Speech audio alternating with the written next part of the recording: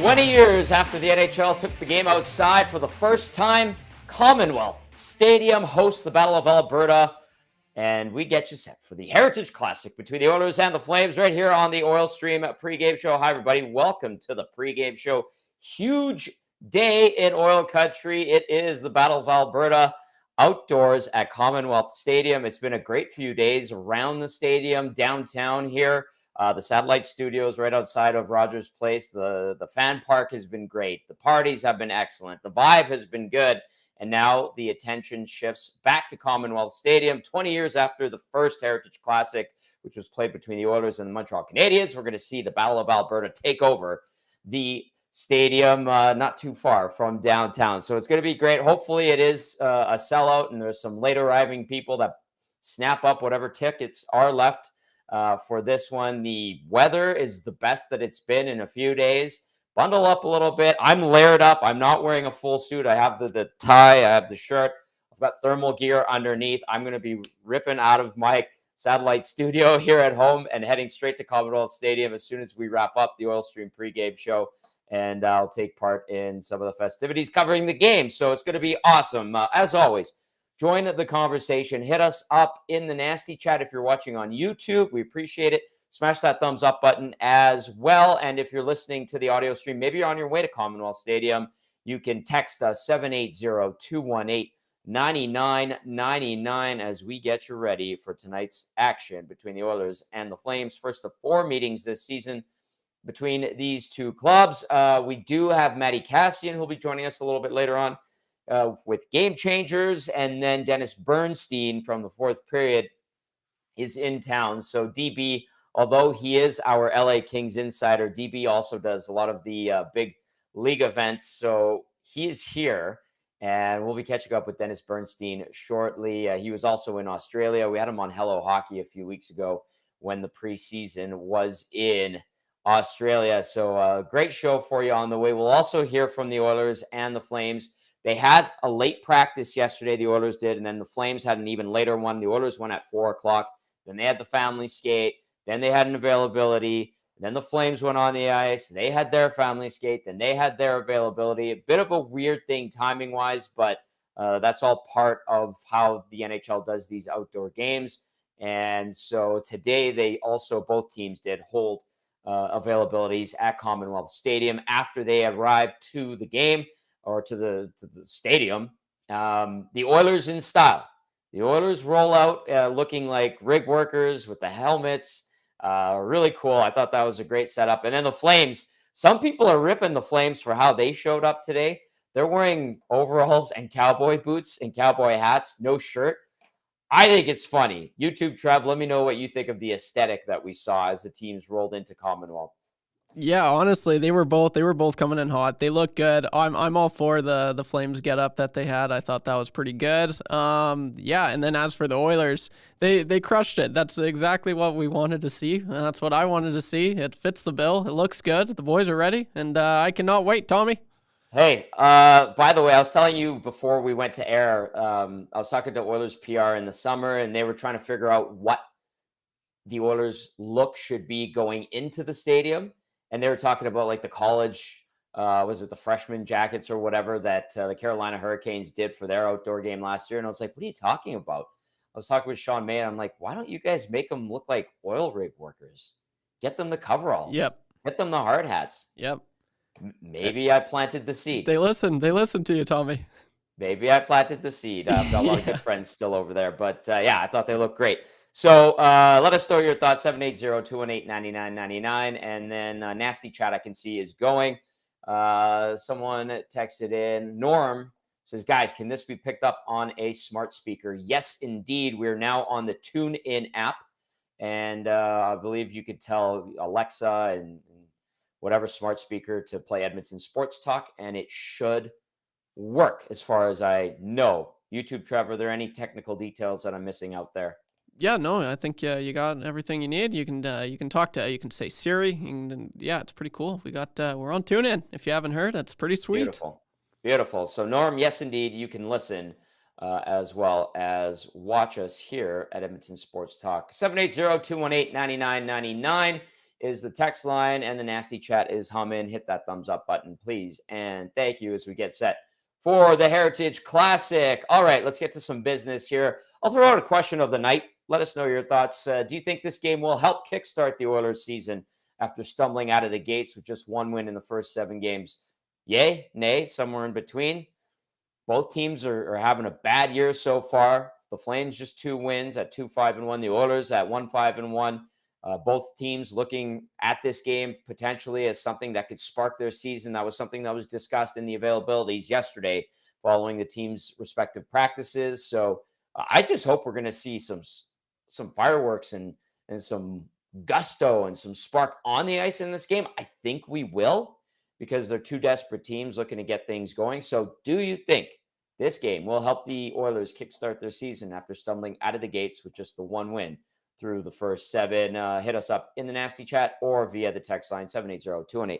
We're going to get to Matty Kassian shortly with game changers, but first we're going to go to starting lineups. This is how the team skated last night at Commonwealth Stadium. McDavid between Draisaitl and Foegele. Nugent-Hopkins with Kane and Hyman. McLeod between Holloway and Brown. Janmark centering Ernie and Ryan. On defense, Nurse with CC. Ekholm with Broberg. Kulak with Bouchard. We're anticipating, and we'll confirm when the teams hit the ice for warm-up, Vinny Desharnais being the lone man out if Connor McDavid is not good to go.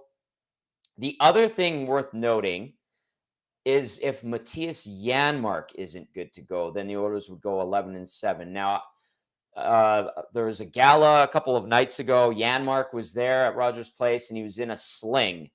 So Jay Woodcroft, who we will hear from a little bit later in the show, did talk about there being a couple of game time decisions. Obviously, McDavid, one of them, but he sounded like a guy who was hell-bent on playing today when he spoke to us yesterday following the practice. And then Janmark's the one where you see him in a sling, and you're like, how is he holding up? Because that's never a good thing for a guy in the start of a season to be in a sling on the off days. For the Flames tonight, here's what we're anticipating. Again, this is how they skated at their practice last night at Commonwealth. Nazem Kadri between Jonathan Huberdeau and Matt Coronado. Elias Lindholm between Dryden Hunt and Dylan Dubé. Michael Backlund centering Andrew Mangiapane and Blake Coleman. Yegor Sharangovich between AJ Greer and Walker Dewar. On defense for Calgary, Noah Hanifin with Mackenzie Weegar. Ilya Solovyov with Chris Tanev, and then Nikita Zadorov with Dennis Gilbert. Remember, Rasmus Anderson is still suspended. That was upheld by Gary Bettman in the NHL. Adam Ruzicka, day-to-day, undisclosed. He will not play tonight for the Oilers. Jacob Pelche, IR shoulder. Oliver Shillington, IR personal. Kevin Rooney, IR shoulder. That is the starting lineups for the Oilers and the Flames. In goal tonight, we are expecting Stuart Skinner to get the nod. The 24-year-old from Edmonton, 0-2-1 on the season. 393 GAA, 846 save percentage in 4 games this year. Skinner versus Calgary, 2-0 record, 1.07 GAA, 975 save percentage in the 3 games he has faced the Flames in his young NHL career. Now, we're anticipating Jacob Markstrom getting the start and goal for the Calgary Flames. The 33-year-old has a 1-4-1 record with a 267 GAA, 906 save percentage in 6 games this season. Markstrom versus the Oilers, 15-2 with a 295 GAA, 900 save percentage, and 1 shutout in 32 career games against Edmonton over the course of his career. So send us a note, 780-218-9999. Do you think that this game will help kickstart the Oilers season as they look for a little bit of a spark? Or you can reach us via the nasty chat. All right, I can hear him. I can see him. It is Matty Kassian down at Commonwealth Stadium in the press box as we get set for Game Changers, brought to you by Damon Bunting. Damon Bunting is a consistent top-producing realtor in Greater Edmonton and among RE/MAX Realtors. He and his team would love to help you find that right home or make the move from your current home. He's community-driven, understands what it takes to make a difference in our city. Check him out on DamonBunting.com or visit his Instagram at Damon Bunting Real Estate. Cass, you're at Commonwealth. You're in the press box. Give us a sense of how everything's going down there. What's the vibe right like? right now? Like, It's buzzing, Tom. It's buzzing. There's a lot of people filtering in, long lineups. You have an LRT that's pretty jam packed. A lot of people jumping on the transit to get here, and it's humming. It's humming. Not too many people in their seats yet, but we got some time to go. But as far as the spectacle goes, I mean, it's humming pretty yeah. good here, Tommy. Did you get a chance to see the setup at Clark Stadium? I know they had the Beaches playing. It looked like it was pretty packed there. It was so they had wrapped up by the time I walked around, so I wasn't there for the concert, Okay. but I did have to walk by the field because in my infinite wisdom, I took the long way around to get to the media gate because I was like, oh, I'll just cut through Clark Field, but it was all shut down. So Yeah. there's still people in there, still pretty packed, and same thing. People were just kind of filtering out of there and getting in line to get into the stadium proper. And so I'm hoping, I haven't talked to anybody yet, hoping it was fun. I mean, usually live music is, Tom. I love live music. I love concerts. They're great. So I would assume that it was a great time for people. Cass, I think this is your first look inside the stadium being there. I know like there's been a ton of pictures being posted and all that. What's your thought on the aesthetic of Commonwealth, home of the Elks, and the way the league has set everything up? Well, I mean, I love the Elks, so it always feels a little bit like coming home because I love being here in general.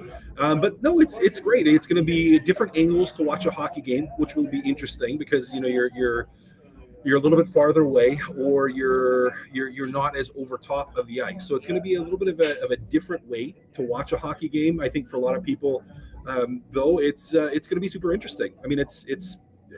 I don't think they did anything crazy with the layout. Not that you can. I mean, you got a big field. You have to find ways to fill it up. But it looks good. I mean, you can see a lot of things going on out there already. You have players from the Oilers are out there. Someone throwing a football around. Looks like there's a little game of sewer ball that's about to happen. The Flames are on the far side. They have a whole bunch of sewer ball going on down there, so kind of paying attention to those, watching that because it's always fun to see. So a little bit, I'm sure, even for the players, a little bit different, and we'll talk about that, Tommy. A little bit of a different setup even for the players, where for their warm-ups here, they are out and about, so you can kind of see there's a few throngs of fans, all the Oilers fans on the Oilers side, all the Calgary fans on the Calgary side, kind of pressed up against that railing there just to watch some of their favorite players warm up. Stuff that you normally don't get to see, which is why you do events like this, and they're pretty fun. All right, this is the 7th Heritage Classic. I know there was a Centennial Classic in Ottawa a bunch of years ago, but this is the 7th official Heritage game. And Cass, you didn't play in the one in Vancouver. You took the warm-up. I was there for that one because my buddy had an extra ticket. His wife couldn't go, so I hopped on a plane and I went to it. It was different. What do you recall from that game? The preparation, you're talking about the Flames and Oilers tossing around a football, playing sewer ball out on the field. What was your experience like around that game in Vancouver?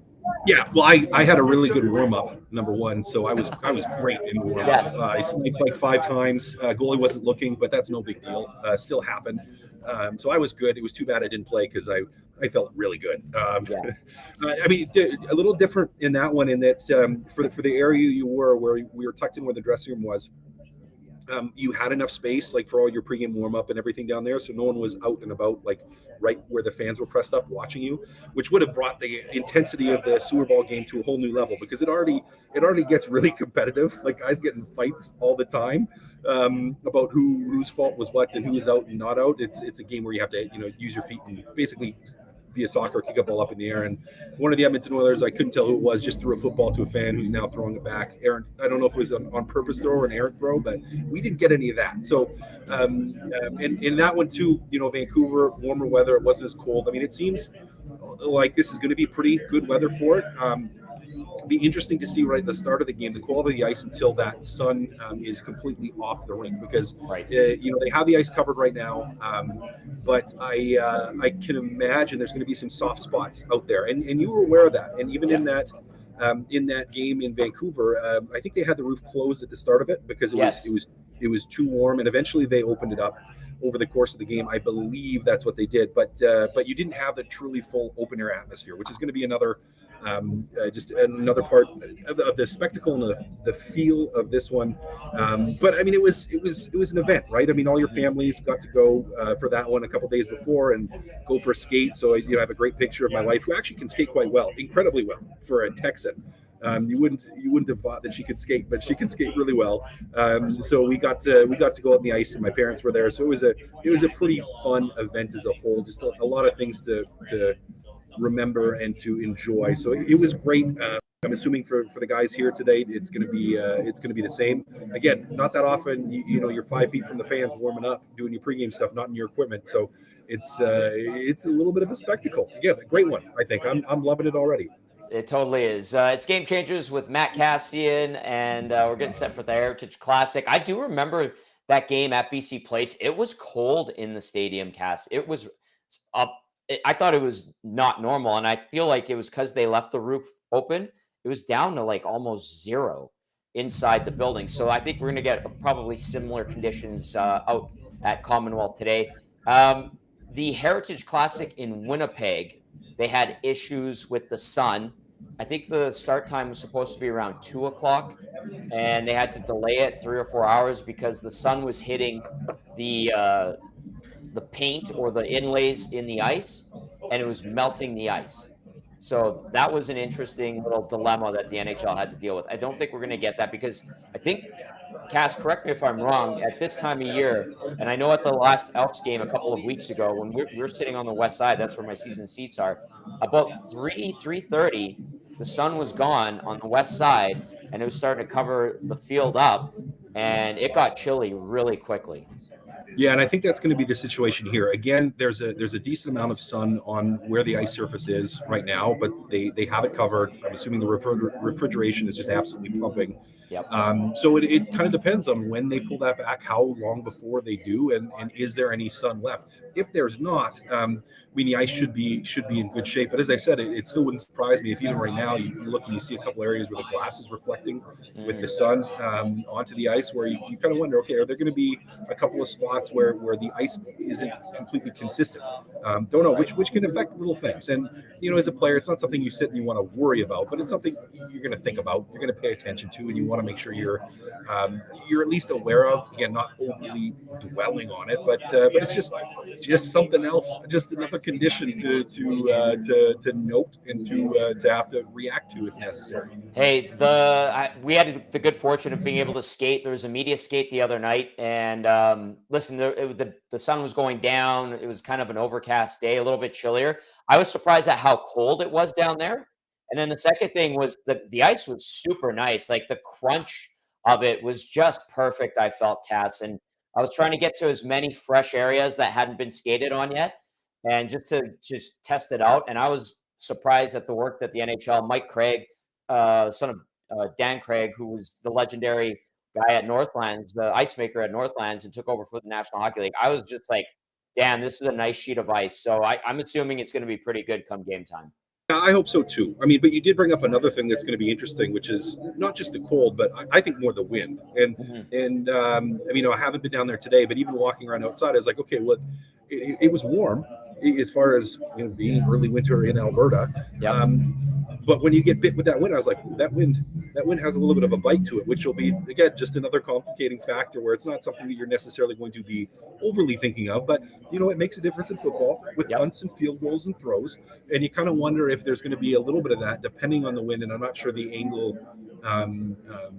that it's coming in, again, even how much there will be, especially with the glass down there. But it's like, well, yeah, if you're skating into headwinds, it could affect you. And even if it's only incrementally or just a tiny little bit, well, it could have a little bit of an effect. So just one of those interesting conditions that you have to deal with in an event like this. And, for us as fans and as members of the media, it's a fun little wrinkle.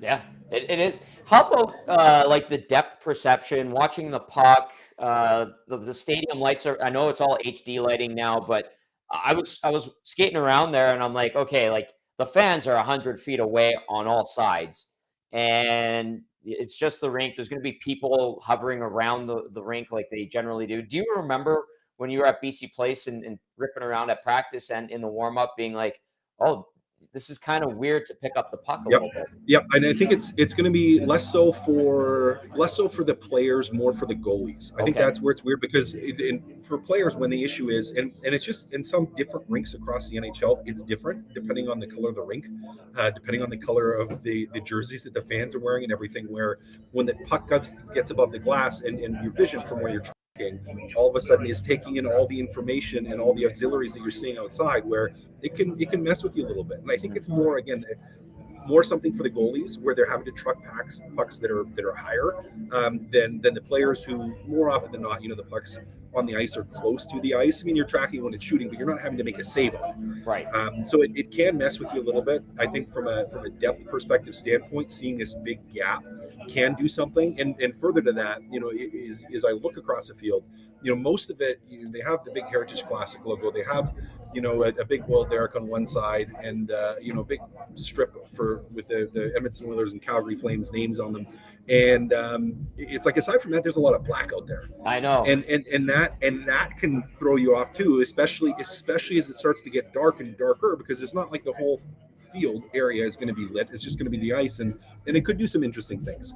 And as I'm talking and saying that, it does look like they are starting to prep the cover or prep to take the cover off. So we have a massive crew from the NHL team out there right now that are starting to pull off pieces to pick up the tarp and get the ice ready to go.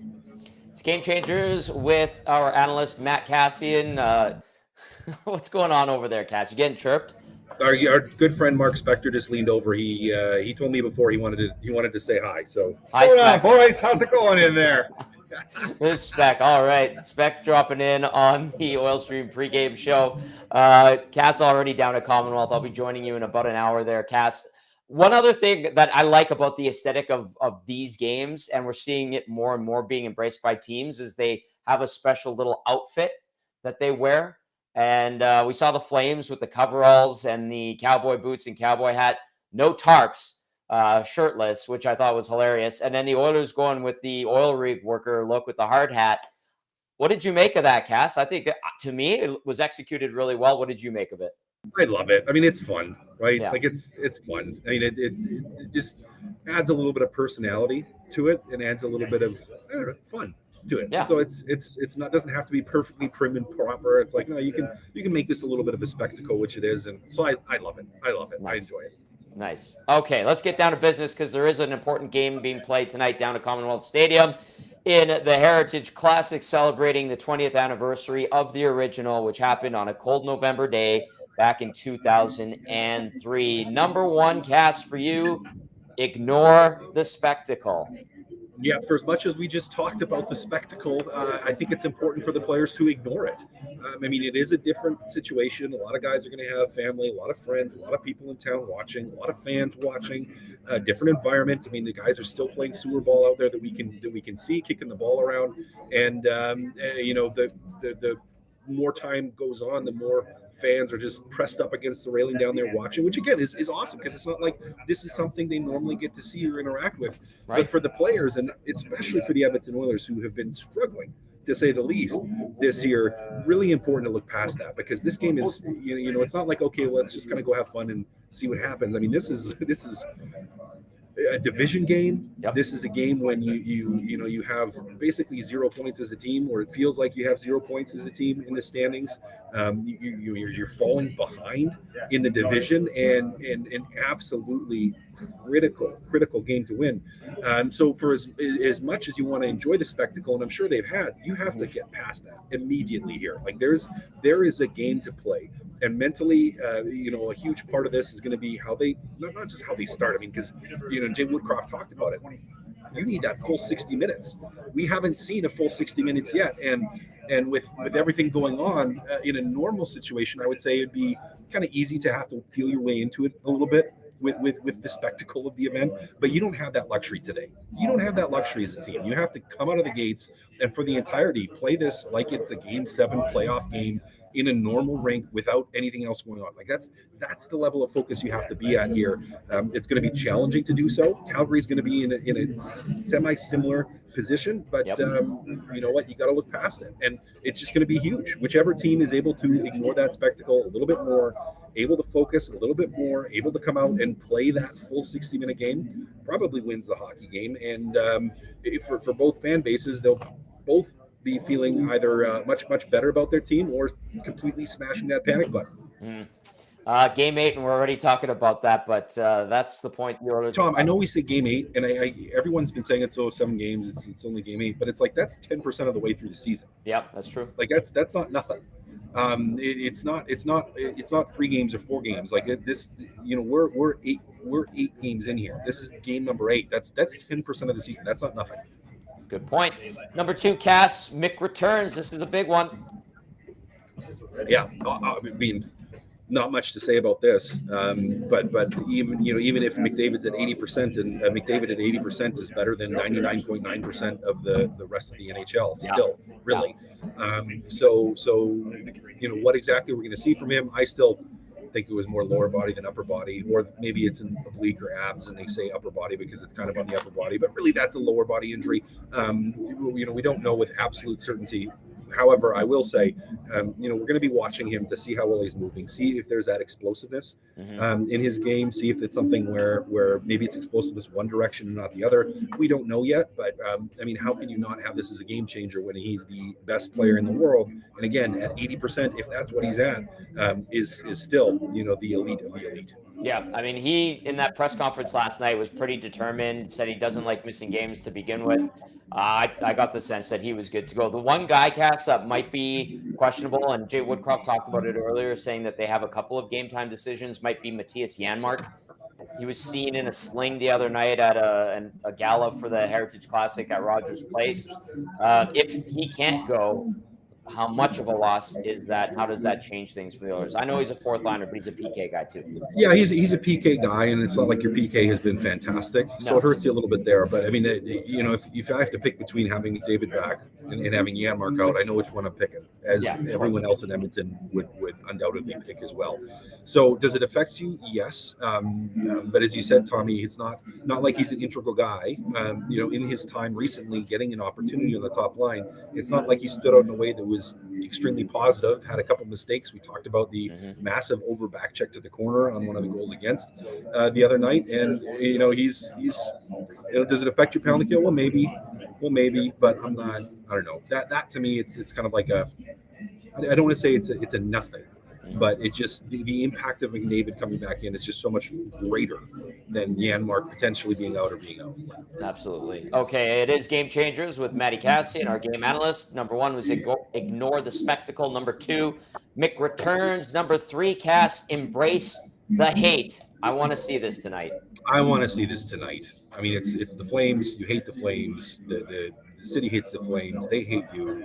Their city hates you as far as sports goes. So just bite into this year. I mean, you shouldn't, as a team, need any more motivation for this game, aside from how poorly you have been playing. But it adds a little something extra to it, where it's just like, no, these are our rivals. Let's embrace this. Use that to increase our energy and increase our will to win and increase our buy into this game, because again, Tommy, it's like you're in desperation mode, or you need to be in desperation mode. You should be in absolute desperation mode here, and whatever you need to latch onto. And I think hating the team that you're playing against is a big part of it. I mean, you got to buy into that. You absolutely have to buy into it. So I want to see the team just embrace that. Like, let's see an emotional game, because we've seen emotional interviews, we've seen emotional comments, but we haven't seen an emotional game yet, and not unrestrained emotion, not unnecessary taking dumb penalties and just doing stupid things, but a passionate, excited, love to win, hate these guys type of emotion we haven't seen yet this year, and I want to see it tonight. Yeah, same here. Cass, taking a look at the inbox, 780-218-9999. I want to get your thoughts on this. It's from Coach Mike, and Coach Mike texts in, says, Oilers are dropping their defensive system, according to John Shannon. Any thoughts? Cass, that would be the first I heard of it, but if they do drop this defensive system, the zone, what do you think, buddy? I mean, again, when I've watched this, I don't blame the system. I blame the execution of the system. So now maybe if you're going to switch, and if you do switch, now maybe that triggers something mentally where it's like let's get back to where we were last year and how we played last year, where we had some success because it hasn't worked. Now that could be from a strategy standpoint to say, okay, it's not even really the system, but if we're going to try to switch something up and mentally we're in this massive lull and falling apart, then yeah, let's change something. And this could end up being the something that's changed. Cass, I see DB's ready to go. How close is he to you? Because your shots look almost identical. Just down there, so a couple seats away. Yeah, I think I can even hear myself because I'm talking way too loud. I love it. Great stuff, Cass. I can get DB on here. I'll see you down at the rink at Commonwealth in about 55 minutes, 55 minutes or so. Absolutely, buddy. Look forward to it. There you go. That is Game Changers with our game analyst, Matt Kassian, brought to you by Damon Bunting Remax Elite. Check him out, damonbunting.com, or visit his Instagram at Damon Bunting Real Estate. Let's bring in our Kings insider, our just really good friend of the station, the one and only Dennis Bernstein. And YouTube Trev will get your name right there in a sec. He's working on it. He's that good. There it is, right before our eyes. DB, welcome back to town. It's been a few months. How are you, sir?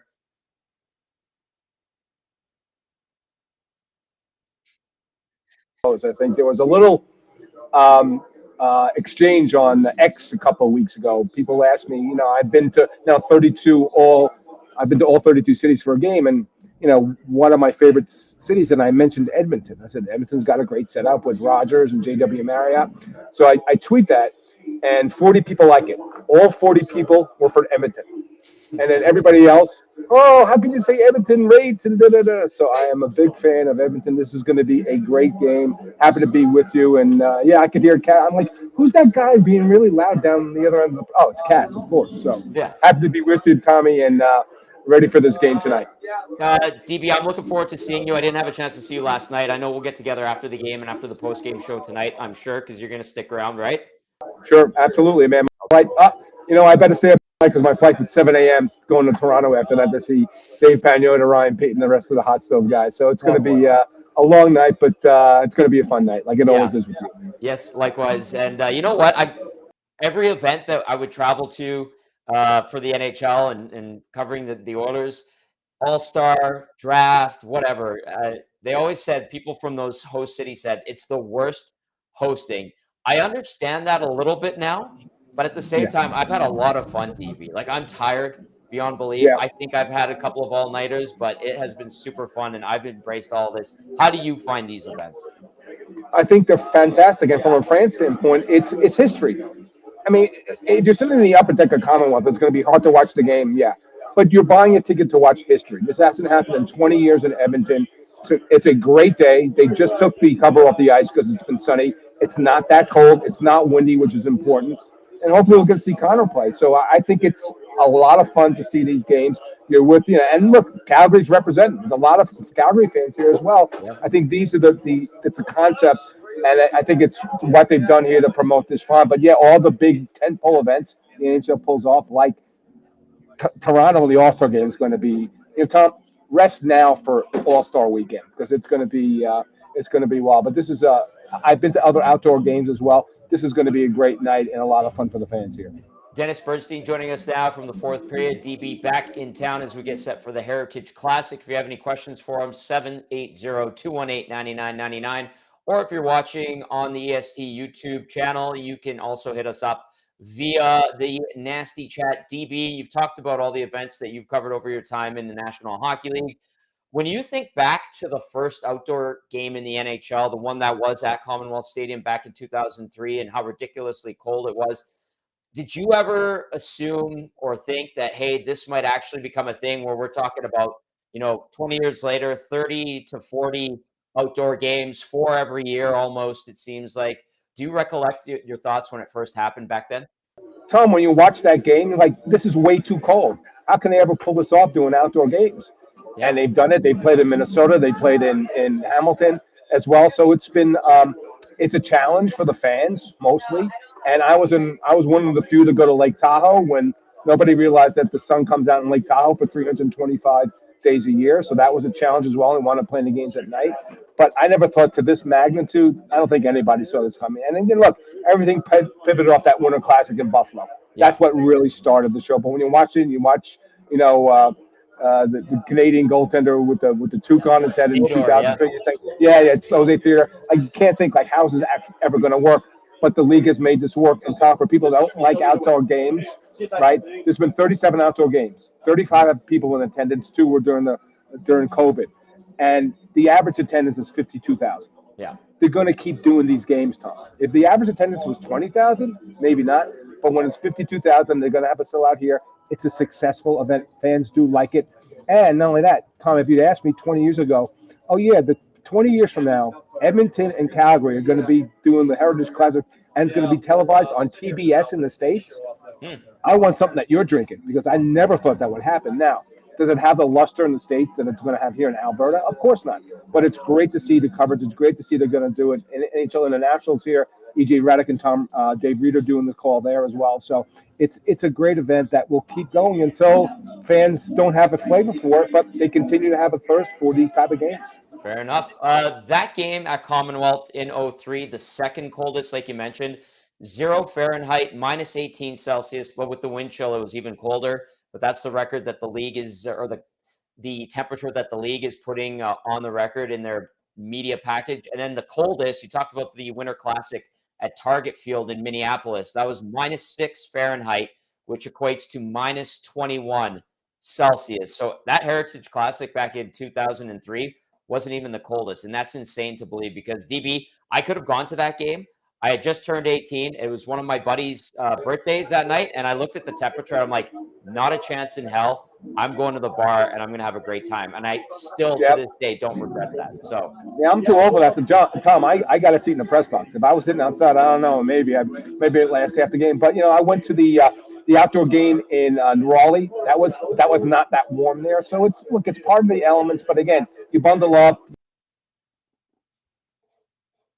Oh, looks like we lost Dennis. We'll get him back. The connection, the Wi-Fi at the arena is probably a little bit busy. There you are, DB. You're back. Yeah, I'm back. You're good. What were you? Finish that thought if you still got it. Yeah, I was just going to say, I was at the outdoor game in Raleigh. Look, you fight the elements, you bundle up, you put the extra pair of socks on, you have something cold to drink or something warm to drink, and you're fine. So, again, it's about the event, Tom. It's not about the game itself, even though I don't want to say this, but 8 games in, this is a very important game for both teams. But it's about the event. So that's what you see when you come to games like this. Dennis Bernstein with us now from the fourth period. DB, your beat is the Kings day-to-day, but you're also around the National Hockey League all year long. What do you make of what has happened with the Flames and the Oilers so far? One team with just the lone win in Edmonton, and then the Flames with just 2 wins in this game they're both looking at as a way to kickstart their seasons. But what's your take on how these two teams have stumbled out of the gate? I'm less surprised about Calgary because they weren't a very good offensive team this year, and guess what? They're not a good offensive team this year, right? They 35 shots on goal, 1 goal, same old story. You can't blame the coach anymore. They changed the coach. Everybody that really revolted against the coach, so it's not Darryl Sutters at full anymore. Look, if you're not going to get saves, you're not going to win games, and that's I think the biggest problem with the Edmonton Oilers. And right behind that, Tom, if you look at the depth chart and you look at the bottom 6, all you see is zeros. Like nobody's done anything on the bottom 6. And you thought this was good. Connor Brown, you bring in other guys to come in and you try to flip the script on the bottom 6. Your big guys are going to score goals. Connor being injured, missing a week doesn't help as well. But I think the biggest shock there is that they're not getting production from their bottom 6. The goaltending isn't what it needs to be. But again, it's 7 games in, Tom. You've got 75 games to go. Right. I assume Connor McDavid is going to play the rest of the season. I assume this team's going to get better offensively. Do I think they're better than Vegas or LA right now? I don't. Do I think they're a top 3 team in the division? I do. I think they're better than Vancouver. But it's a surprising start, more so for Edmonton than Calgary. Calgary's going to struggle, I think, all season. They can't find the right formula to get offense going. I know there'll be offense in Edmonton, and at some point they'll outscore their mistakes. With the Kings, DB, and the goaltending and getting Pierre-Luc Dubois, how is all of that meshing? Because I'm sure we're going to be seeing a lot of LA, and maybe we even see the Oilers, if they clean their stuff up, end up playing the Kings for a 3rd straight season in the postseason. Well, this team is way better offensively, Tom, and this is without a good power play. Now, they're missing Victor Arvidsson. He had back surgery. He's going to be out another couple of months. He was a key to the power play. But offensively, they roll 4 lines, and they're the opposite of Edmonton when it comes to production. Their fourth line with Lazat, Lewis, and Grunstrom, they've scored, I think, 6 goals in 7. They score a lot of goals. They were down 4-1 in Arizona the other night. You got 4. They were allowed to win 5-4. Drew Doughty is actually hitting the net now, which is a surprise over the last couple of years. He's got a couple of goals as well. So this is a very difficult team to defend. And Edmonton and every other team in this league is going to have a lot of problems defending Kopitar on one line, Dubois on the other, and Phil Demel. So that formula's worked. Defensive. Oh, no. Dennis, we lost him one more time. We'll get him back. Obviously, the connection at Commonwealth. There's DB. He's coming back. Yeah. We got you, buddy. We got you. Defensively, they're not winning games 2-1 or 3-2. This is not Darryl Sutter's Kings, like without question. But they're going to be difficult to defend. And the key is going to be Cam Talbot's been far superior in net to Phoenix Copley. Phoenix Copley, I think his goals against is almost 5. The save percentage is 780. He's going to have to be better, or big save David Rittich, who's playing in Ontario right now, might be an option for them down the line. Like, they're going to outscore the mistakes right now. Do they have to get better defensively to win in the playoffs? They do. But, Tom, this is going to be one of the best I think a top 5 offensive team in this league. And if that's the case, and these two teams, Edmonton and LA, meet for a third time in the playoffs, that would be an amazing offensive series. I'm not sure there'd be a lot of defense or goaltending. But so the same issues that Edmonton has in net, lesser extent. But here's the thing. If Phoenix Copley can't play well, you can't play Cam Talbot 60 games. You can't. No. He's not maybe at 28, not at 38. He's been fine. He saved the game in Arizona. He's been solid. 904 save percentage is what this team needs. So Talbot's been good, but there's concerns about Copley, at least early in the season. Well, he had a great run last year and got that contract and everything, so we'll see how that develops. DB, last one for you. I don't know if this is your maiden voyage to Commonwealth Stadium. What do you make of how it looks and one of the CFL's biggest stadium? I know you're at SoFi Stadium. You're a Rams season ticket holder. It's a little bit different, $5 billion compared to, I think, like 30 or 40 million back in 1978 when Commonwealth was built. But what do you make Put of it this way, Tom. I'm not here to watch an Elks game. Okay, I'm not here to watch the Elks because I know how bad they're playing. It's a beautiful stadium. The setup's great. The Oilers a couple of guys are playing soccer. They were throwing out a football. It's going to be a great night. The fans are excited. They're down at the first row watching these guys warm up. And so if you're lucky enough to have a ticket for the game, great. If not, watch it on TV. It's desperation time. As crazy as it sounds, Tom, for both these teams. Like this, somebody got to play good tonight. Somebody's going to win the game, and both these teams need to win. So I think there's an extra level of drama with respect to the poor starts for both teams. We'll see how it all plays out. DB, great to have you on. Thank you so much. I look forward to seeing you in about 45 minutes, pal. Always a pleasure, Tom. Thanks for the time on Edmonton Sports Talk. All right, that is Dennis Bernstein from the fourth period. Great to have him back in town. Great to have some insight from him, and certainly DB, one of the best, well-traveled reporters in the National Hockey League, and always has something to say. So a big thank you to Dennis, who hopped on with short notice. I asked him just a couple of hours ago to come on, and he kindly obliged. All right, we're going to get into some audio and video from earlier in the day. But before we do that, we're going to go around the NHL. 4 games on the sched, including this Heritage Classic. There was a game earlier, and then a couple more also taking place. Let's get to those scores from today. 4-0. Buffalo defeats the Colorado Avalanche right now in the second period. Minnesota up 2-1 on the Devils in New Jersey. And then also in the second period, you've got San Jose up 1-0 on Washington. The big show is tonight from Commonwealth Stadium. You know what else was cool? Yesterday, Nickelback was doing a sound check while we were in the press box, and that was pretty neat. They had the pyro going. I believe they have the Rural Alberta Advantage as the house band for the Heritage Classic. So that's going to be great in terms of music and entertainment around the arena. They had the Beaches playing Clark Stadium earlier, so that's another great get. This is going to be an awesome event, and it was cool to see people downtown going to the fan park. There was galas, there was events, there was an Arkells concert at Midway yesterday. Just so much going on, and it has a kind of a Grey Cup feel to it. So I knew that the city would knock it out of the park, and it certainly has, and people have embraced it. And I'm glad to see that the weather is going to oblige as well tonight. Pat Jenex, old PJ, texts in, says, outdoor game in Regina at Mosaic against Calgary and Winnipeg was a cold one also. I have that stat. The one at Mosaic Stadium, according to the National Hockey League, officially 27 Fahrenheit, -3 Celsius back in 2019. The 2022 Winter Classic, the coldest, like I mentioned, at Target Field. The Heritage Classic here in 03, second coldest, -18 Celsius is what the league has it at officially, 0 Fahrenheit. The third coldest was the one at Michigan Stadium, which was 13 Fahrenheit, -11 Celsius. That was a 2014 Winter Classic. The NHL Centennial Classic, which was at Lansdowne Park, aka TD Stadium in Ottawa, was -11 Celsius or 13 Fahrenheit. And then the one in Chicago at Soldier Field was -8 Celsius, which is also Fahrenheit wise, it is 17 degrees. That one was in 2014. Now, Calgary did have a Heritage Classic back in 2011 at McMahon. That one, -8 Celsius, 18 degrees Fahrenheit. I believe that was also in October, or maybe was there one in March? I feel like there was one later in the year as well. I might be forgetting which one that was, but so there you go. So it's the list of the coldest games outdoors. The original Heritage Classic, the second coldest, officially, according to the National Hockey League. Trev, who are we going to hear from and see as we get set for this game today? We do have some fresh audio to get to. Who do we want to go to first, pal? I'm really curious to hear what Jay Woodcroft has to say. He was just this was just released, so yeah, I'm very that he's in the queue right now, Tommy. Let's go to Jay Woodcroft. If Connor's playing today, You know what? I would say that we have a few game time decisions today.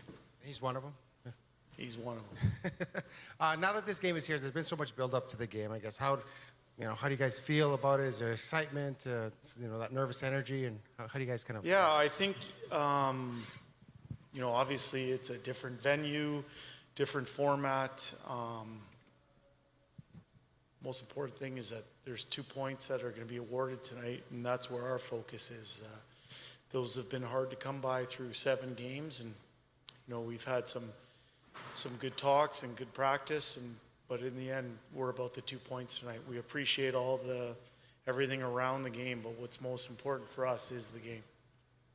Jay, for some, not all of these type of games, there's been a little bit of tepidness. The first game back in 03 was really cold, and some of the more physical players were like, but both of these teams are struggling a bit. So maybe just a thought on the fact of how important it is for this could be a bit of a point where you can kind of get things going. Yeah, I think that's exactly what it represents. Obviously, both teams haven't gotten off to the start they wanted to. We should see 2 desperate hockey teams. I know that's what we're preparing for, but we expect to show a level of urgency right off the bat. As I said, there's 2 points on the table. We want to walk out of here today with both of them. Jay, what do you want your group to... It's okay, I can hear you. I got you. What do you want your group to maybe do differently today that they haven't done your previous 2 games? Yeah, I would say that, I don't think we've played a full 60 minutes at any point this year. I think we've had good spurts, we've had good moments, but for us, it's going to take 60 minutes with 20 people pulling on the same rope. We're not going to be perfect, we understand that, but I think the 60-minute effort is key to us walking out of here happy today. Right side in the back. Jay, just to follow up on that, the full 60, obviously last year, it was almost like a repeated thing where the team would kind of start slow out of the gate. This year, the team is starting out great. So how do you piece that 60 minutes together? Like, what is the recipe there? Well, that's what we're trying to determine with this year's group. We are a different team. We got a couple different people on the team. I think we're in the process of working through that. I think a start is important, showing your teammates you're ready to play right from minute 1. But it also means that you maintain a level of consistency. We want to be a team that is on our toes, that comes at teams in waves. We don't want to hand momentum back shift after shift after shift. We want to maintain that. And in order to do that, requires a level of concentration and execution. It hasn't been there for a full 60 yet, but that's what we're working towards. That's what we're looking to fix. Questions for Coach? Do one more up front. Hello there, Coach Woodcroft. I have to ask, this is the 20th anniversary, of course, that we're celebrating within the city of Edmonton. How does it feel to be coaching within the Heritage Classic and to be in that atmosphere that you're going to be in this evening, to be surrounded by all Edmontonians and Calgarians, if not all Albertans, to celebrate 20 years here in the city? I feel very privileged. I feel privileged to be the coach of the Edmonton Oilers. And to do so and represent our great city in such a storied venue, obviously, 20 years after the first Heritage Classic, it's something that not only gets our players fired up and our town fired up, but certainly gets the coaching staff fired up as well. We look at it as I said to Bob earlier, an important juncture in our year. And we're looking for, as I said, full 60-minute effort. Make our city proud. All right, there's Oilers head coach Jay Woodcroft from the coaches' room down at Commonwealth Stadium, getting set for the 2023 Heritage Classic. Oilers and Flames. Looks like great atmosphere starting to build up. I'm seeing some pictures on X, and it looks awesome. I can't wait to get down there. If you're heading down and you're tuning in, we appreciate it. You can listen to us on TuneIn now. You can also watch us on YouTube and obviously through our live audio player on EdmontonSportsTalk.com. If you want to text us, 780-218-9999, or you want to watch us and get into the nasty chat, you can do that as well. Team's probably going to hit the ice pretty quickly here for warm-up. If there are any notable changes, we will let you know and pass those along your way. As of right now, this is what we're anticipating from the Oilers and the Flames. The Oilers did skate like this last night with McDavid and Draisaitl together on a line. Fogle up there with them. Nugent-Hopkins between Kane and Hyman. Ryan McLeod between Dylan Holloway and Connor Brown. Then Matthias Janmark was with Adam Ernie and Derek Ryan. We did hear Jay Woodcroft there talking about that there are a couple of game time decisions. He said McDavid's one of them. I suspect that Janmark is another. We saw Janmark at a gala event the other night in a sling, holding his right arm up. So we'll see if Matthias Janmark is good to go. He did practice yesterday. On defense, Nurse with Ceci, Ekholm with Broberg, Kulak with Bouchard. And then we'll see if they have to go 11-7. Vinny Desharnais does get into action. As for the Calgary Flames, this is how they skated last night at their practice. Nazem Kadri between Jonathan Huberdeau and Matt Coronado. Elias Lindholm centering Dryden Hunt and Dylan Dubé. Michael Backlund between Andrew Mangiapane and Blake Coleman. And then Yegor Sharangovich with AJ Greer and Walker Dewar. On defense for the Flames, Noah Hannafin with Mackenzie Weegar. Ilya Solovyov with Chris Tanev, and then Nikita Zadorov with Dennis Gilbert. No Rasmus Anderson. He is still suspended. I believe this is the last game of his 4-game suspension. You've got Adam Ruzicka, who's also day-to-day with an undisclosed injury. He will not play tonight. Jacob Pelche on the IR with a shoulder issue. Oliver Shillington, IR, personal reasons. Kevin Rooney, IR, shoulder. Between the pipes, we're anticipating Stuart Skinner getting the nod for the Oil. 0-2-1 on the season, looking for his first win. 393 goals against average, 846 save percentage in 4 games this year. He's got a 2-0 record with a 1.07 GAA, 975 save percentage in 3 games against Calgary over the course of his early career. And then at the other end of the rink, it's anticipated that 33-year-old Jacob Markstrom gets the nod, 1-4-1 on the year, 267 GAA, 906 save percentage in 6 games played this year. Markstrom versus Edmonton, a 15-15-2 record with a 295 goals against average, 900 save percentage, and 1 shutout in 32 appearances against Edmonton over the course of his career. All right, a couple of little tidbits to throw your way as we get set for tonight's action. This is going to be the second or third game for Zach Hyman outdoors. He's played in a couple already as a member of the Toronto Maple Leafs. Nazem Kadri has played in 4 outdoor games. So this one will be his 5th. Among other players that are playing in multiple outdoor games, Connor Brown has played 2 already. Janmark has played 1. Elias Lindholm has played 1. Darnell Nurse has played 1. Cody Ceci has played 2. McDavid with 1. Nugent Hopkins with 1. And we also saw Leon Draisaitl also play in that Heritage Classic in 2016. So, speaking of guys who have a lot of outdoor game experience, Matthias Ekholm and Zach Hyman, let's go to those two. An extended metaphor of what we're expecting to see today. Let's get back to work. Just a thought on the attire and how it's appropriate for what's going to start. We'll start with you, Zach. Yeah, obviously we're oil rig workers here, representing the Oilers. So, yeah, hard work, blue collar. Let's go to work. Representing the city. So we thought it was a fun and cool idea. And I believe, Matthias, I'm completely making this up, but you worked in the oil-producing part of Sweden, or grew up in the oil-producing part of Sweden, right? Yeah, you're absolutely right. No, it's just a cool thing. I think I've been part of a couple of these now, and I think the outfit coming to the game is a fun part where you can represent your city and the fans and just the people of your city. So I think it's a really cool thing, and I think they did a great job getting these done. Up front, Derek. Hey guys, this is for both of you. I saw your family come in into the stadium yesterday with those cool white jackets. I'm assuming your family had the same.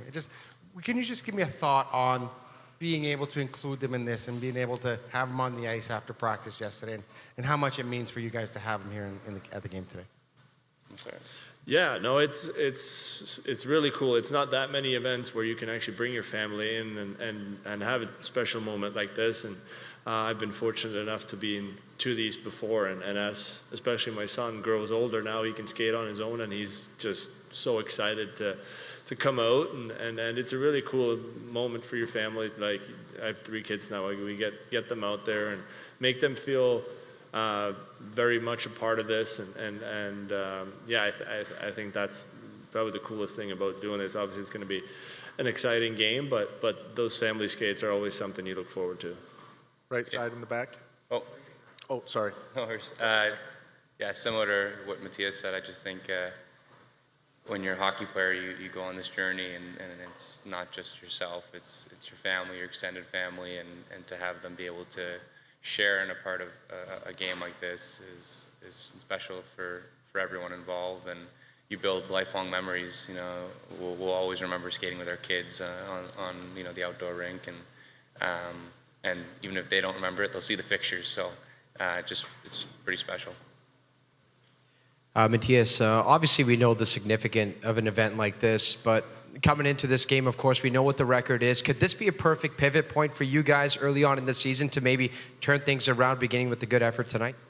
Absolutely. I think that, obviously the bigger the stage, the bigger the win usually, and we know what's at stake. We know we haven't, nobody's happy with the result in our room, and we know we have a team that is capable of way better, and this is probably one of the bigger stages we're going to have in the regular season. So we're obviously looking to do the blue collar, the hard work tonight to get a win and then roll from there. But it's easier said than done. So we're trying to focus on the first shift, the first period, all those nice cliches. But that's really what it is right now. We're going to come back to work and play our style of hockey. Zach, based on yesterday's skate, it looked like Warren Fogle was skating with McDavid and Draisaitl. You have had the pleasure of playing with 37 as he's off to a great start this season. When he's at his best, what does that do for his line mates? I think you've all seen his shot. I think he's starting to utilize that. He's got one of the hardest shots, I think, in hockey. His wrist shot is unbelievable. But I think his game is based on work ethic, and he's a fast player. But when he's driving his legs and skating and moving up ice, he's a problem to handle on the defensive end, and I think that opens up a ton of space for guys that he plays with. So I think not only is he a player who can score when given the opportunity, but he can also create that space and get to the net and do go to the dirty areas for those guys. Left side, third row. Matthias, who made the call on what you'd wear? Were there any other options? Team effort, I'd say. Obviously, with the position we're in now, they work really well with the hardworking mentality that we're looking to put in tonight. But I think they look really good too. I thought they did a great job. Usually when you have these kind of things, they look brand new, like nobody touched them, but they actually made a really good job of making them look like we actually were on our way to the rig. So yeah, it was a team effort. I don't know if there was a single person, but they did a really good job. Any more questions for Zach and Matthias? Last one, up front. I guess for Zach, Jay wouldn't confirm that Connor's in the lineup today, but obviously how big of an addition would that be in this game for you guys? I mean, he's the best player in the world. So pretty big. All right, so there's a couple of Oilers rig workers on their way to getting the job done. At least they certainly hope so against the Calgary Flames tonight, who did show up with coveralls, cowboy boots, and a cowboy hat, but no shirt. So it'll be interesting to see how things play out on the ice down at Commonwealth Stadium tonight. That was Matthias Ekholm and Zach Kassian. Yes, it would indeed be huge. If McDavid is good to go tonight, we anticipate he will be. He's listed as a game time decision by his head coach, among others, as Jay Woodcroft, who we heard from a few minutes ago, said he's got a couple of guys that might be game time decisions, and we anticipate that Matthias Janmark is the other one, or at least one of them, having been in a sling the other day with his right arm in that sling. So we'll keep an eye out for that. The team's probably hitting the ice down at Commonwealth shortly, or getting some images sent in from Matthew Iwanek and Matty Kassian. And YouTube, Trev, Cass also sent in a picture of him on the ice for the Heritage Classic in 2014. I don't know if we can get those on the show. Is there a way, or is that too tough to pull off? Yeah, I could probably get that on if you want to give me 2 minutes, and then I can show it. Okay, how about we do this? If you want to text us, send us a note, 780-218-9999. We have about 20 minutes left in the pregame show, or you can hit us up via the nasty chat on our YouTube channel. So we're going to get these memories from Cass from the 2014 Heritage Classic posted shortly, and then we'll also have a quick image from Commonwealth right now. I know Wanek sent some in too, but we do want to hear from the Flames as well. Let's hear from Ryan Huska, Flames head coach. It would be really neat. I mean, that was kind of almost a little surreal. It was a light snow. It was cold enough. You actually felt like you were playing outdoors with you. I don't want to say your buddies because I talked before about the importance of these games, but there was something about it that night, that time of the year, and the way the day was before was we were wearing shirts like that outside, and then came back to the rink the next day, and it was cold, and it was a little bit of snow flying. So it was something that I'll never forget, that's for sure, and I know our players would be the same. Yeah. In the middle, second row. Hey, Ryan. You have some players on your roster that have been through these kind of big NHL events and outdoor games before. Some are playing, their first or second NHL game, period. Do you lean on these kind of situations to sort of help guide the members of the group that maybe haven't been in this situation before? Yeah, I think you do, and they're always, no matter what situation, they're the ones that have to set the tone for your team. So whether you're playing at home or you're playing a Stanley Cup final or you're playing an outdoor game, you have to look to those guys to make sure they're the ones that have composure, to make sure they're the ones that are doing a great job with their preparation focus, because people always look to them no matter what the situation is. So a younger player will most definitely look to an older player and see, is he preparing the same way that he normally does, that I normally see him, and without a doubt you'll see those guys do that. We'll do 2 more questions for Coach. Left side, fourth row. Coach, just how do you gauge just the overall mood of your group? I know there's been some frustration at times, but do you like where the mood is and the vibe is right now? Yeah, our mood has been good. Like, the energy from the guys has been good around the room for sure. We're not where we want to be to start the season. There's no sugarcoating that or hiding that. But the players have been good, so that's not an issue at all for us in regards to the energy or the mood that they're bringing. And I know tomorrow will be no different for us. They'll be ready to play. Left side. Ryan, I feel like it's a question we ask every Flames head coach, but what's the plan and maybe not shutting down, but slowing down guys like Connor McDavid and Leon Draisaitl, and will you try to get certain matchups against those guys? Well, it's harder on the road for sure. I mean, they get to put people on the ice that they want on whistles, so that part of it's harder. The challenge, I think, is you can't just have one or two guys that play against him, because his shift length, I mean, he can go for 30 seconds, he can go for 2 minutes and play at the same pace. So the only chance that you have is to make sure that you're committed to playing hard and solid as a five-man unit all the time. You know, when he's not the only good player on that side, and you have to know when the key guys are on the ice, and you have to make sure you take a lot of pride in playing hard against them, and being as connected and tight as a five-man unit as you can. Last one, all the way in the back.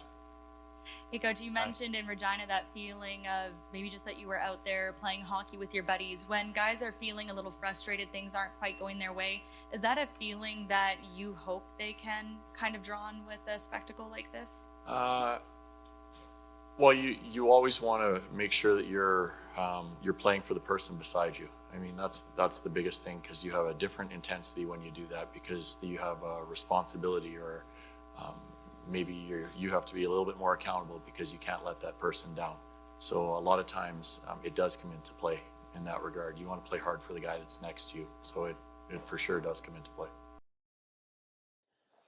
All right, that was head coach of the Calgary Flames, Ryan Huska. Thank you to our friends at Flames TV for providing that, as we get you set for the Oilers and the Flames down at Commonwealth Stadium for the Heritage Classic, 20th anniversary of the original between the Oilers and the Montreal Canadiens. The teams are on the ice for warm-up.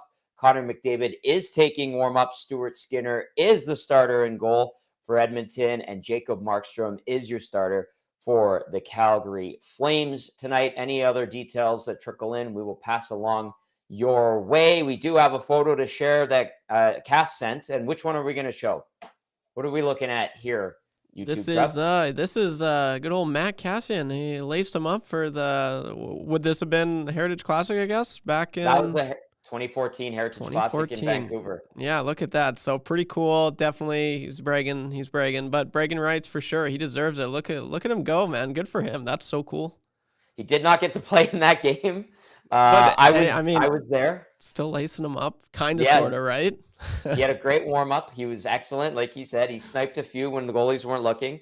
There's Erik Karlsson in the forefront as well. But I do remember going to that game. There's a seat cushion that they had there at BC Place, and I still have it. It's in my office here, the satellite studios for EST. And it was cold in BC Place that day. They had the roof open. It was overcast. I think it was around 0. Like, it really wasn't that warm around BC or around Vancouver, and certainly around BC Place. And it was like damp too. And it went into the stadium, and it was just like, oh, this is weird. Yikes. And the vibe for that game was weird too, because that was right before Roberto Luongo, I believe, was getting traded. And they ended up starting Corey Schneider instead of Luongo, and the fans booed the Canucks, and they booed Schneider. Not any of Schneider's fault. It wasn't his fault that they were starting him in that game. But there was just like a weird vibe around that game. And, the Canucks and the Ottawa Senators don't really have a rivalry either. They just basically took the two other teams in Canada that had not played in an outdoor game, outside of the Jets at that point, I believe, and they just put them in there and they made them play. So it was kind of like, all right, yeah, I guess. Definitely no rivalry there, but that's right. I was pretty young. I do remember the controversy about who do they start, Schneider or Luongo. That was the question, and they ended up going with Schneider. Yeah, so that was that's kind of crazy. I definitely remember that though. Yeah. So that's cool there. Thank you to Cass for sharing that. And looking at things on X, it looks like it's starting to fill up. Bob, our good friend Bob Stauffer, friend of EST, has a picture of Connor McDavid on the ice. They're wearing the toques with those really nice Heritage Classic jerseys. I really like the uniform. I'm not going to lie to you. I think the whole setup is good. I was joking around with Darnell Nurse yesterday on the color of the pants and the gloves, and he liked them because I'm like, it looks more tan than brown. And he goes, what's the problem? I'm like, I don't have a problem with them. I just think they look different. And kind of threw him for a loop there, but fun to joke around. Cool to see the sticks too, YouTube, Trev, that they're using. and some have like a decal on them, commemorative Heritage Classic ones. Brett Kulak's CCM stick looks like an old wooden stick, and so too does Stuart Skinner's stick, and he's got the Grant Fuhr throwback setup as well. Really neat to see. I like the celebration of all this, and I do feel like we're going to see pretty close to a sellout tonight down at Commonwealth. What are you thinking, pal? For sure, yeah. As far as the uniforms go, I forget who it was, a tweet I seen, but yeah, like a lot of people, I think it was NFL or someone was saying, okay, like look at the Oilers, the uniforms, like look out, like that, they look slick, and yeah, they look so clean, they're so crisp. I'm pumped for it. I cannot wait to see like when they're skating. Oh, it's gonna look so good. Yeah, and as far as a sellout, it's gonna be pretty darn close, and rightfully so. Battle of Alberta, it doesn't get any better. Like it's under the circumstances, kind of. So I was telling you about that. It is too bad these teams aren't just crushing it right now, but. There can only be one winner, and here's hoping the Edmonton Oilers come out on top tonight, and I am just pumped, Tommy. I cannot wait. It should be a great night down at Commonwealth. Let's take a closer look at the Heritage Classic in general. Of course, the one here in Edmonton back in 2003 saw the Habs beat the Oilers 4-3. The one that happened in 2011 in Calgary at McMahon Stadium saw the Flames blank the Habs 4-0. Then there was that game at BC Place back in 2014. 4-2 Ottawa won that one. And then we saw the Oilers beat the Jets 3-0 at Investors Group Field in Winnipeg back in 2016. Covered that one. Really had a good time. Really good time there in Winnipeg. They did a fantastic job hosting that particular Heritage Classic. Then the Heritage Classic went to Mosaic Stadium in Regina. Beautiful, beautiful stadium, where Winnipeg beat Calgary 2-1 in OT. That was in 2019. And then I actually forgot about this one, Trev. There was one in Toronto last year at in Hamilton between the Toronto Maple Leafs and the Buffalo Sabres at Tim Hortons Field. And Buffalo won that game 5-2. I forgot about it. I completely forgot about that one. So this is the 7th Heritage Classic. Dang, yeah, that's I kind of forgot about that too, not gonna lie. I actually don't have any memory of that. I'm trying to think of what time of the year was that? Like, what did you say? It doesn't say the date. It just says back in 2022. And I know that the Leafs wore their Toronto Arenas jersey. Oh yeah, okay, I do remember that. I do remember that. Yeah, I have no I do not remember that game at all though. I clearly didn't sit down and watch that one. Right? Like it just doesn't stand out. It doesn't stand out. Nothing crazy there. Okay, a couple more stats to throw your way in regard to Heritage Classics and outdoor games. There has been 1,851,642 total attendance for the NHL's outdoor games going into this one. That averages 52,900 per game. And then they excluded the 2 games played part of the NHL outdoors at Lake Tahoe. Remember those during COVID? They had ice issues there. Those were cool, but they were just outdoor games. There's been 245,260 people total attendance for the 6 prior Heritage Classic games, averaging 40,877 people per game. There have been 977 players and head coaches who have participated in an outdoor NHL game since the inaugural contest in Edmonton 20 years ago. 839 skaters, 95 goalies, and 43 head coaches, including 40 goaltenders who dressed but did not play. So just some little factoids for you there, Trev, as we get set for this Heritage Classic between the Oilers and the Calgary Flames. If you want to get in on the conversation, hit us up via the nasty chat, or you can also send us a text, 780-218-9999. Looks like Matthias Janmark is not on the ice for warm-up. I had my suspicions that he wouldn't be ready to go. He was in a sling the other day. There's some reports saying that he is certainly not on the ice. Just going through, Janmark shoulder, McDavid goes. So 11-7 for the Oilers tonight with McDavid good to go. You've got McDavid between Fogle and Draisaitl, Nugent Hopkins with Kane and Hyman, McLeod between Holloway and Brown. Ernie and Ryan are your extra forwards. Nurse paired up with CC, Ekholm with Broberg. Then you've got Kulak with Bouchard and Desharnais is the extra. As for the Calgary Flames, Elias Lindholm between Dryden Hunt and Dylan Dubé. You've got Backlund between Mangiapane and Coleman. Kadri centering Huberto and Coronado. Sharon Govich with Greer and Dewar. On defense for the Flames tonight, Hanifin with Uyghur, Solovyov with Tanev, and then Zadorov with Gilbert. The goalies for tonight, Stuart Skinner for the Oilers and Jacob Markstrom for the Calgary Flames. Let's dip into the nasty chat here. This one from Les Sweet, talking about our dear friend Bob, says, can neither confirm or deny Bob Stauffer bet his Calgary counterpart on the outcome of the game. If Oil lose, Bob must wear a cowboy hat everywhere for 1 week. That would be hilarious. And I don't believe it. You know who is the analyst for Flames radio broadcast? Megan Mickelson from St. Albert. Had a great chat with her yesterday. We used to play against each other before she became a fixture on the national women's team, winning gold medals with Team Canada. Great to see her having success in the broadcast booth. And so, I have a feeling, Les, that is not a bet that Bob made, unless it was with maybe Derek Wills from the play-by-play side of the Flames radio broadcast. But we'll see. That would be hilarious, though. It would be hilarious to see Bob in the cowboy hat with the coveralls and the cowboy boots, hopefully with a shirt on, though, right? We would want that at least. Brandon says, let's go Oilers.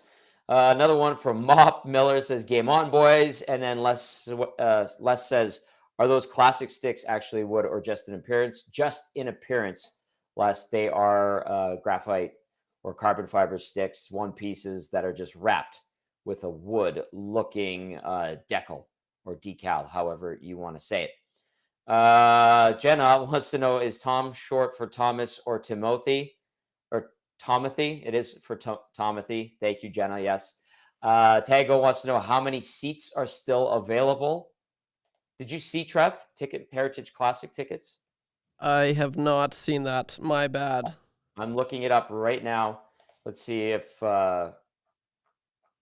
we could find a heat map with tickets available for the Heritage Classic. I feel like there's going to be a good walk-up tonight. Yeah, it looks like there is not a ton of seats available. It looks like it's almost sold out, to be honest with you. There are some on resale, but it looks like this thing should be a sellout. There's a row of seats that are up for resale way at the top on the west side. And then other than that, there's only a few left. So I think these things are going to get snapped up, and we're going to have ourselves another sellout at Commonwealth Stadium, around 55,000 or so. Pack in the stadium. It's going to be a great vibe. Looking forward to getting down there. Trev, you know how I'm getting down there tonight? I don't know, Tommy. How are you getting down there? I'm hopping on a scooter, dude. I'm hopping on a scooter. I'm gonna reserve it right away because we're wrapping up the show in 7 minutes, and I'm gonna hop on a scooter. The and I'm gonna go Lime to the scooter? game. That's right. Yeah, you That's have to right, go Trev. with the Lime scooter. They're a little bit faster. It's a They little are. bit easier to access. There's lots of them, and they're very durable. I've found this summer. I noticed they're very durable. Oh, So, you did? Yeah. That's good. Yeah, I'm assuming you crashed it. Yeah. All right. If you want to slide a text in before we wrap up the show, 780-218-9999 or via the nasty chat. Yes, Timothy, whatever Jenna wants to call me. That's Tomothy, I believe, was the nickname she threw my way. That's what Tom is short for. This one says, Tom, it sounds like Woodcroft is reverting back to the old system. Do you think this will cause a big change in the Oilers play and effort level? That's from Carmen. I know Carmen coach Mike also discussed that and said John Shannon brought it up. If going back to the system that they ran the last few years helps these guys figure out their game, then I think that's fine. If they're comfortable with it and whatever they've tried for the first 7 games this year with the zone defense as opposed to the man-on-man, and it works, then good. If it clicks and they recollect how to do it, then that's all that matters is the success. So obviously the zone was not working. It was a lack of execution. And it's funny too, talking to Flames reporters, they've been talking about the wrinkles in the Flames system going to a zone from a man-on-man and how that has created challenges for the Calgary Flames and led to a lack of success with just a 2-5-1 record. So a lot of comments from the Flames side that are eerily similar to what we've heard through 7 games on the Oilers side. So we'll see if the Oilers do go back to that man-on-man system. And if it does lead to success, then I'm sure they're going to stick with it, because the zone thing, due to a lack of execution, like Matty Kassian has been telling us all season long, has been a total blunder so far and has created nothing but headaches and problems. And we saw so many breakdowns in those first 7 games. All right. Any final thoughts from you, YouTube Trev, as we get set to wrap here? Yeah, I'm really pumped to see what the top 6 can do. This will be nice. It'll be a good look for Warren Fogle playing with Connor McDavid and Leon Draisaitl. He's, it's nice to see him be rewarded. He's kind of one of the few Oilers, I'd say, that's kind of just been given it his all the last few games. So it's nice to see that he was rewarded and he's put on the first line. It'll be interesting to see as well with the second line. I'm pretty sure this is the first time all 3 of those guys have been together. So Vander Kane, Ryan Nugent-Hopkins, Zach Hyman, they're good players. They are good players. They should, that line should be a pretty dominant line. So I guess time will tell, Tommy, but I cannot wait. These games, they get me up in the morning. Being from Southern Alberta, all my family is Flames fans, so this is a good one. I cannot wait. Here's hoping that the Oilers can come out with the dub. Here's just play physical. I think that's all they need is just a little bit more giddy up and go. And and what better time than now? The boys are going to be ready to play, and on both teams. So it's going to be a fantastic night for people watching at home, for people in attendance. This is going to be one to remember, and it all starts in T-minus 20 minutes, Tommy, and I cannot wait, baby. Oh, I love it. 2 degrees right now. Hopefully it stays nice and mild. I'm looking at the weather. It gets to -2 at 8 p.m. The game should be done by then, but hovering around 0 for the evening. So that should be great conditions. That ice was really nice, and the sun should be setting behind the west stands at Commonwealth Stadium. So shouldn't be a factor like it was at the 2016 Heritage Classic in Winnipeg. All right, a couple of stat facts to throw your way as we wind down the Oil Stream pregame show. This is the first of 4 meetings between the Oilers and the Flames. They'll play again on the 20th of January in Calgary, February 24th back here in Edmonton at Rogers Place, and then they will play April 6th in Calgary. By the way, I should add, too, that we will see the Oilers and the Flames wear their Heritage Classic jerseys 3 times this season. There will be a game at the Saddle Dome where they wear them. There's going to be a game at Rogers Place where they wear them. So they'll be wearing these things 3 times over the course of the season. This won't be a one and done.